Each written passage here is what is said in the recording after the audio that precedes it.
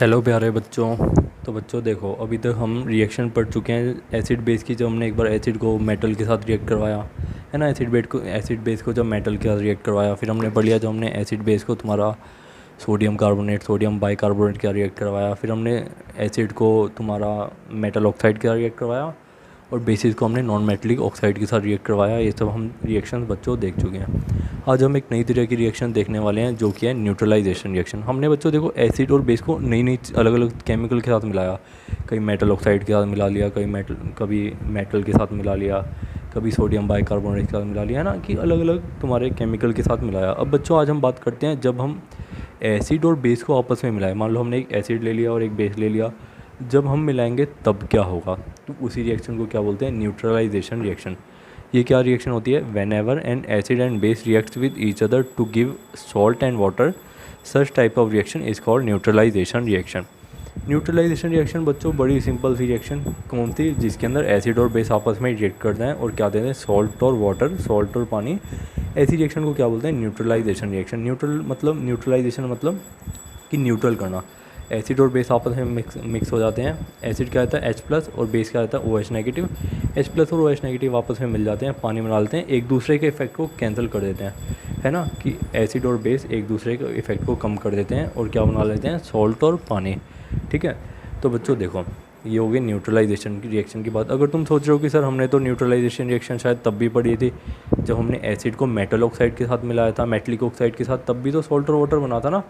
जब हमने एसिड को मेटलिक ऑक्साइड के साथ मिलाया था तब भी तो सॉल्ट और वाटर मिला था। तो उसको भी हम न्यूट्रलाइजेशन रिएक्शन बोल सकते हैं। ऐसी कोई भी रिएक्शन जिसके अंदर सॉल्ट और वाटर मिले, ऐसी रिएक्शन को हम क्या बोल सकते हैं? हम न्यूट्रलाइजेशन रिएक्शन बोल सकते हैं। तो हमने सिंपल सी डेफिनेशन लिख ली, whenever an acid and base reacts with each other to give salt and water, such type of reaction is called neutralisation reaction. Example देखते हैं, तुम्हें चीज़ें और क्लियर होंगी। देखो, जैसे मान लो कोई एसिड है और कोई बेस है। एसिड और बेस आपस में मिले, क्या बना लिया? सॉल्ट और पानी। एग्जाम्पल लेते हैं, HCl और NaOH मिले आपस में। HCl एक एसिड है, NaOH एक बेस है, आपस में मिले। एसिड का H+ और OH नेगेटिव मिल गए और बाकी Na और Cl मिल गए, क्या बना लिया? NaCl plus water. NaCl एक क्या है? सॉल्ट। ठीक है, ऐसे ही HCl और जब मैग्नीशियम हाइड्रोक्साइड को मिलाया, क्या मिल गया? MgCl2 प्लस में 2H2O। मैग्नीशियम की वैलेंसी 2 है, क्लोरीन की 1 है, तो ये मिल गए, तो क्या बना लिया? MgCl2 और साथ में हमें क्या मिल गया? H2O। H और OH इसके मिले, क्या बना लिया? पानी। हमने रिएक्शन को बैलेंस कर लिया। ठीक है बच्चों, तो देखो अब बात कर लेते हैं कि सॉल्ट की, कि सॉल्ट क्या होते हैं। देखो बच्चों, सॉल्ट ना आयनिक कंपाउंड होते हैं। आयनिक कंपाउंड मतलब जो आयन से मिलकर जनरली बने होते हैं। ठीक है, सॉल्ट आयनिक कंपाउंड होते हैं जिसके अंदर क्या होता है? आयन होते हैं। एक कैटायन होता है और एक एनायन होता है, बट मेक श्योर वो कैटायन और एनायन H+ और OH नेगेटिव के अलावा कोई दूसरा होना चाहिए, है ना, कि मतलब H+ और OH नेगेटिव सॉल्ट के अंदर हो सकते हैं, बट उसके अलावा कोई दूसरा भी कैटायन और एनायन होना चाहिए। ठीक है, यानी कि salt is an ionic compound which consent cation and anion other than H+ and OH negative ion, कि H+ और OH नेगेटिव आयन के अलावा उसके अंदर कोई दूसरा कैटायन और एनायन भी होना ही चाहिए। एग्जाम्पल देख लेते हैं सॉल्ट के, NaCl, MgCl2, NaSO3, CaCl2। इसके अंदर कैटायन कौन सा? Na, एनायन कौन सा? Cl। इसके अंदर कैटायन कौन सा? Mg, एनायन कौन सा? क्लोरीन। इसके अंदर कैटायन कौन सा? Na भी है, H भी है और SO3 भी है। तो देख रहे हो इसके अंदर बच्चों दो कैटायन है, Na+ भी है और Ha+ भी है, बट H+ के अलावा कोई दूसरा कैटायन भी है, Na+। तो इसलिए हमने इसको क्या बोल दिया? सॉल्ट। की मतलब H+ OH नेगेटिव आयन भी हो सकते हैं, बट उसके अलावा कोई दूसरा कैटायन और एनायन होना ही चाहिए। ठीक है, तो ये भी एक सॉल्ट हो गया। इसके अंदर कौन सा कैटायन एनायन है? Ca कैटायन है और कैल्शियम एनायन है। तो बच्चों ये हो गई सॉल्ट। ठीक है, और हाँ, सॉल्ट कैसे मिलते हैं? सॉल्ट हमें मिलते हैं जब भी कोई न्यूट्रलाइजेशन रिएक्शन होती है। तो बच्चों देखो, ये सिंपल बातें थी, ज़्यादा डीप में नहीं जाती क्योंकि इतना ज़्यादा समझने का है नहीं। आगे बढ़ते हैं। ठीक है बच्चों, देखो इधर हमने नोट डाल के एक बात लिख दी कि salt must contain cation and anion other than H+ and OH negative ion, कि सॉल्ट के अंदर H+ कैटायन और OH नेगेटिव एनायन के अलावा भी कोई दूसरे आयन भी मौजूद होने भी चाहिए। वहाँ पे H+ OH negative also present हो सकते हैं, बट H+ OH नेगेटिव के अलावा कोई दूसरे कैटायन एनायन भी होने चाहिए। बच्चों देखो, अब एक HCl है, HCl के अंदर क्या क्या होता है? H+ भी होता है और Cl नेगेटिव भी होता है। देखो, एक कैटायन भी एक एनायन भी है, क्या हम इसको सॉल्ट बोल सकते हैं? नहीं, इसे सॉल्ट बोल सकते हैं। क्यों? क्योंकि हमारे पास इसके अंदर कैटायन कोई H+ के अलावा नहीं है।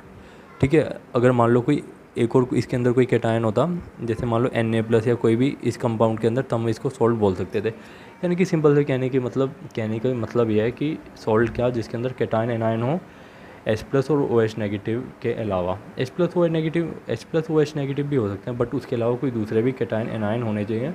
ऐसे कंपाउंड को हम क्या बोलते हैं, सॉल्ट। तो बच्चों देखो, सॉल्ट कितने तरीके के होते हैं, 3 तरीके के, न्यूट्रल सॉल्ट, एसिडिक सॉल्ट और बेसिक सॉल्ट। न्यूट्रल मतलब जिनका pH जनरली 7 हो, ठीक है।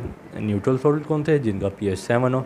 तो बच्चों न्यूट्रल सॉल्ट कैसे फॉर्म होते हैं, जब स्ट्रॉन्ग एसिड और स्ट्रॉन्ग बेस आपस में मिल जाते हैं, क्या फॉर्म कर लेते हैं, न्यूट्रल सॉल्ट और वाटर, ठीक है। तुम इसकी डेफिनेशन भी लिख सकते हो, neutral salt are so salt whose pH is 7, है ना।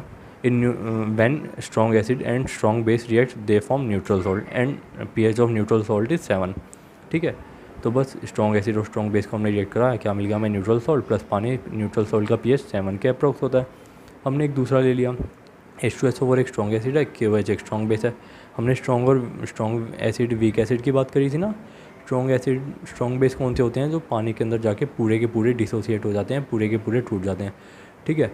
तो देखो, एक स्ट्रॉन्ग एसिड एक स्ट्रॉन्ग बेस मिला, हमें क्या मिल गया, न्यूट्रल सॉल्ट साथ में पानी, ठीक है। अब अगली बात कर लेते हैं एसिडिक सॉल्ट की। एसिडिक सॉल्ट बच्चों कौन से सॉल्ट होते हैं, एसिडिक सॉल्ट कब फॉर्म होते हैं, जब स्ट्रॉन्ग एसिड और वीक बेस आपस में मिले, स्ट्रॉन्ग एसिड और वीक बेस आपस में मिले और क्या फॉर्म कर लेते हैं वो, एसिडिक सॉल्ट। तो कहने का मतलब, when ever salt strong acid and weak base reacts they form acidic salt and water and pH of acidic salt is less than 7, क्योंकि pH जब भी कोई एसिड होता है उसका pH कितना होता है, 7 से कम। तो एसिडिक सॉल्ट का भी pH कितना, 7 से कम, ठीक है। तो इसका हम एग्जांपल देख लेते हैं। HCl एक स्ट्रॉन्ग एसिड है, HCl, और वीक बेस हमने पढ़ा था NH4OH। HCl और NH4H मिले, क्या मिल गया, NH4Cl अमोनियम क्लोराइड, ये एक एसिडिक सॉल्ट है, साथ में हमें मिल गया पानी। और हाँ, और जैसे दूसरा एग्जांपल देख लो, HCl और मैग्नीशियम हाइड्रोक्साइड को हमने रिएक्ट कराया। HCl एक स्ट्रॉन्ग एसिड है और मैग्नीशियम हाइड्रोक्साइड एक वीक बेस है, इनको रिएक्ट कराया, हमें मिल गया मैग्नीशियम क्लोराइड, साथ में पानी। रिएक्शन को बैलेंस कर लेना, मैग्नीशियम क्लोराइड क्या है, एक एसिडिक सॉल्ट है, ठीक है बच्चों। और हाँ, एक बात थोड़ा करेक्ट कर लेना, हमने मैग्नीशियम हाइड्रोक्साइड को ना हमने स्ट्रॉन्ग बेस के अंदर लिखा था, बट हकीकत में वीक बेस होता है, तो इसको तुम करेक्ट कर लेना, ठीक है। तो बच्चों, ये सिंपल सी बात थी न्यूट्रल सॉल्ट की, एसिडिक सॉल्ट की, ठीक है। न्यूट्रल सॉल्ट हमें कब मिलेंगे, जब स्ट्रॉन्ग एसिड स्ट्रॉन्ग बेस आपस में रिएक्ट करेंगे और उनका न्यूट्रल सॉल्ट का pH 7 होगा। एसिडिक सॉल्ट कब मिलेंगे, जब स्ट्रॉन्ग एसिड और वीक बेस हम आपस में रिएक्ट करेंगे, क्या फॉर्म करेंगे, एसिडिक सॉल्ट, जिसका pH 7 से कम होगा, ठीक है। और हाँ, मतलब तुम किस तरीके से याद कर सकते हो एसिडिक सॉल्ट को, हमें क्या चाहिए, एसिडिक सॉल्ट, तो हमें क्या पावरफुल चाहिए होगा, एसिड, तो इसलिए हमने क्या लिया, स्ट्रॉन्ग एसिड। बच्चों, एक लास्ट कैटेगरी की तरफ बढ़ते हैं, बेसिक सॉल्ट की तरफ, ठीक है। देखो बच्चों, हमें चाहिए बेसिक सॉल्ट, तो इसके अंदर हमें क्या स्ट्रॉन्ग यूज़ करना पड़ेगा, ऑफकोर्स स्ट्रॉन्ग बेस यूज़ करना पड़ेगा। तो बेसिक सॉल्ट के अंदर क्या करो, एक वीक एसिड और एक स्ट्रॉन्ग बेस को रिएक्ट करा दो, हमें क्या मिल जाएगा, बेसिक सॉल्ट प्लस में वाटर। और बेसिक सॉल्ट का pH कितना होगा बच्चों, ग्रेटर दैन 7, है ना। तुम इसको डिफाइन भी कर सकते हो, when ever a weak acid and strong base react they form basic salt and water, pH of basic salt is greater than 7। Example देख लेते हैं, कार्बोनिक एसिड एक वीक एसिड है, H2CO3, रिएक्ट करता है स्ट्रॉन्ग बेस NaOH के साथ, क्या फॉर्म कर लेते हैं, Na2CO3, जो कि एक बेसिक सॉल्ट है, प्लस में 2 पानी के मॉलिक्यूल 2H2O। ऐसी एसिडिक एसिड एक वीक एसिड है, इसने रिएक्ट करा एक स्ट्रॉन्ग बेस NaOH के साथ, क्या फॉर्म कर लिया, CH3CONA, इसको सोडियम एसिटेट बोलते हैं, साथ में पानी फॉर्म कर लिया, सिंपल सी बात, ठीक है बच्चों। ये थी हमारी कैटेगरी एसिड बेस और एसिडिक सॉल्ट, बेसिक सॉल्ट और न्यूट्रल सॉल्ट की, ठीक है। अब NCERT का इंटेक्ट बॉक्स का दूसरा डिब्बा हम डिस्कस कर लेते हैं। पहले बच्चों, इस क्वेश्चन को तुम खुद से वीडियो को प्रोपोज करके ट्राई करके देखना। Why should curd and sour substances not be kept in brass and copper vessels. बोल रहे हैं कि दही और खट्टी चीज़ों को तुम ये तांबे के बर्तन या फिर ब्रास के मतलब बर्तन में क्यों नहीं रखना चाहिए, ठीक है बच्चों। तो हमने पढ़ा था, देखो बच्चों, कर्ड और सोर्स सब्सटेंसेस जनरली कैसे होते हैं, एसिड, इनके अंदर क्या होता है, जनरली एसिड प्रेजेंट होते हैं। अब बच्चों, तुम्हें याद होगा हमने रिएक्शन करी थी कि जब भी एसिड रिएक्ट करते हैं मेटल वगैरह के साथ, तो क्या फॉर्म कर लेते हैं, सॉल्ट और हाइड्रोजन गैस। क्या तुम्हें याद है कि हमने पढ़ा था, जब भी एसिड रिएक्ट करते हैं मेटल के साथ, क्या फॉर्म कर लेते हैं, सॉल्ट और हाइड्रोजन गैस। तो बच्चों देखो, कर्ड और खट्टे सब्सटेंस के बीच में के अंदर क्या होगा, एसिड। अब बच्चों, जब तुम एसिड को किसी मेटल के अंदर रख रहे हो, एसिड को तुम मेटल के अंदर रख रहे हो, तो एसिड का मेटल के साथ रिएक्ट नहीं कर जाएगा। तो जैसे ही एसिड मेटल के साथ रिएक्ट करेगा, क्या फॉर्म कर लेगा, हाइड्रोजन गैस और साथ में तुम्हारा सॉल्ट कोई भी, ठीक है, वो जो हाइड्रोजन और सॉल्ट फॉर्म होंगे वो क्या करेंगे, तुम्हारी दही या खट्टे सब्सटेंस को ख़राब कर देंगे। हम इसलिए दही या फिर आपके खट्टे सब्सटेंस को हम कॉपर या ब्रास के अंदर नहीं रख सकते। तो देखो, because curd and sour substances contain acids, as we know brass and copper are metals. क्योंकि देखो कर्ड और सोर सब्सटेंसेस के अंदर क्या होते हैं, एसिड, और हमें मालूम है ब्रास एंड कॉपर क्या है, मेटल है। Whenever they react with acid they form salt and hydrogen gas which spoil the curd and sour substances. कि जैसे ही वो सॉल्ट और हाइड्रोजन गैस बनाएंगे वो क्या हमारी दही और खट्टे सब्सटेंस को क्या कर देंगे, ख़राब। तुम ज़रा सोच के देखो ना, तुमने मान लो तांबे के बर्तन में दही रखी, दही के अंदर क्या होता है, एसिड होता है। अब एसिड क्या हो, तांबे के साथ हल्का हल्का रिएक्ट कर जाएगी, थोड़ा हाइड्रोजन गैस वगैरह रिलीज़ हो जाएगी दही के साथ ही, तो दही कैसी हो जाएगी, ख़राब हो जाएगी। तो इसलिए जनरली हम प्रेफर नहीं करते। जनरली हम मालूम है क्या प्रेफर करते हैं कि दही को किसके अंदर जमाना, कि लाइक थोड़े जो मिट्टी के बर्तन होते हैं ना, कुछ इस तरीके की चीज़ों के अंदर हम दही को लाइक कर्ड को हम बनाना प्रेफर करते हैं, या जमाना, कुछ भी बोल लो। ठीक है, था पहला क्वेश्चन, सिंपल था, करके देखना, नहीं समझ आता पूछ लेना। अगले क्वेश्चन की तरफ बढ़ते हैं हम लोग।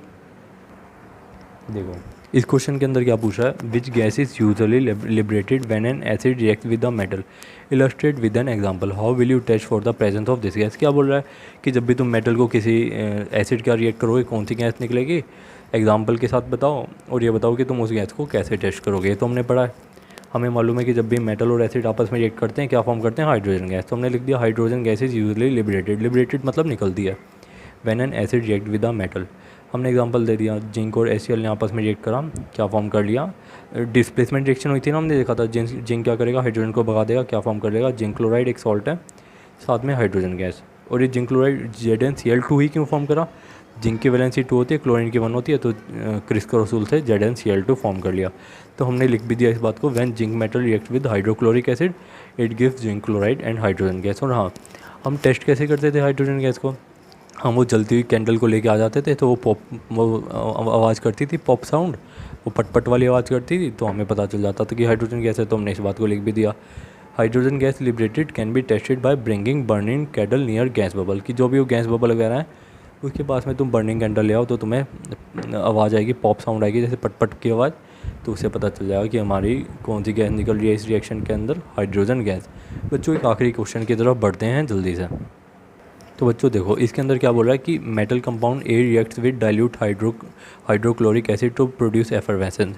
क्या बोल रहा है, कोई भी मेटल, कोई भी कंपाउंड है, मेटल कंपाउंड की मतलब उस कंपाउंड के अंदर मेटल है, डाइल्यूट हाइड्रोक्लोरिक एसिड क्या रिएक्ट करता है, डाइल्यूट मतलब कि जिसके अंदर पानी डाला हुआ है ना, उस हाइड्रोक्लोरिक एसिड क्या रिएक्ट करता है और क्या देता है, एफरवेसेंस। एफरवेसेंस बच्चों मतलब कुछ ऐसे तुम समझ सकते हो कि गैस वैस कुछ इस टाइप का देता है, ठीक है, कुछ एफरवेसेंस देता है। The gas evolve extinguishes a burning candle, कि जो भी मतलब इनको रिएक्ट करने के बाद जो भी गैस वैस निकल रही है ना, वो किसको बुझा दे रही है, वो एक्सटिंग्विश कर रही है, बुझा रही है, तुम्हारी बर्निंग कैंडल को बुझा दे रही है, जो भी वो गैस निकल रही है।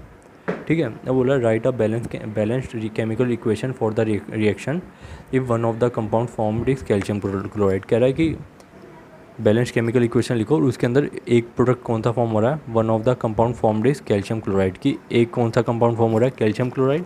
बच्चों इन्होंने एक हिंट दिया कि जो भी तुम्हारी गैस निकल रही है वो जलती हुई कैंडल को बुझा रही है। तुम्हें मालूम है क्या, जलती हुई कैंडल को कौन सी गैस बुझाती है, कार्बन डाइऑक्साइड। कार्बन डाइऑक्साइड एक ऐसी गैस है, इतनी हैवी गैस है कि जैसी वो जलती हुई मोमबत्ती के पास आती है वो उसको बुझा देती है। ठीक है, तो हमें ये पता चल गया कि हमें कैल्शियम क्लोराइड मिल रहा है और हमें मिल रहा है कार्बन डाइऑक्साइड।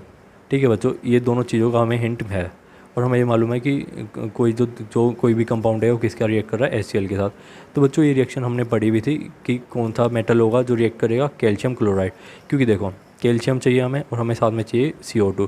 कैल्शियम और CO2 हमें कब मिल सकते हैं, जब कैल्शियम कार्बोनेट रिएक्ट करेगा CaCO3 HCl के साथ और क्या फॉर्म कर लिया, कैल्शियम क्लोराइड, CO2 और H2O। ये जो कार्बन डाइऑक्साइड निकलेगी ना बच्चों, यही तुम्हारी मोमबत्ती को बुझा देगी।